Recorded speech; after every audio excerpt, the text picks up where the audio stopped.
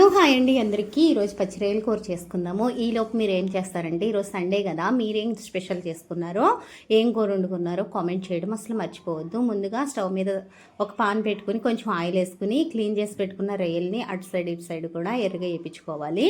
అవి ఏగేలోపు కొంచెం మసాలా రెడీ చేసుకుందాము. అల్లం, వెల్లుల్లి, అలాగే ఒక ఉల్లిపాయ, ఒక టమోటా కూడా వేసి మెత్తగా పేస్ట్ చేసుకుని పక్కన పెట్టుకోవాలి. రొయ్యలు వేగిపోయిన తర్వాత ఒక గిన్నెలోకి తీసేసుకుని అందులోనే ఒక ఉల్లిపాయ కట్ చేసుకుని వేసి వేగిన తర్వాత ముందుగా రెడీ చేసి పెట్టుకున్న పేస్ట్ కూడా వేసేసి బాగా ఆయిల్ తేలేంత వరకు వేయించుకోవాలి. తర్వాత ఉప్పు, కారం, పసుపు, గరం మసాలా కూడా వేసేసి రొయ్యలు కూడా వేసి ఒకసారి తిప్పేసి ఒక గ్లాస్ వాటర్ వేసి మూత పెట్టి ఉడకనివ్వాలి. సిమ్లో పెట్టుకోవాలి, మంట మాడిపోతుంది అనమాట. తర్వాత ఆయిల్ పైకి తేలిపోయిన తర్వాత కొత్తిమీర వేసి దించేసుకోవడమే. చాలా టేస్టీగా ఉంటుంది, ఒకసారి ట్రై చేయండి. అలాగే వేడివేడి అన్నంలో వేసుకుని తిన్నామంటే చాలా అంటే చాలా బాగుంది ఈ కూర. ఒకసారి ట్రై చేసి మన ఛానల్ని సబ్స్క్రైబ్ చేయడం అసలు మర్చిపోవద్దు.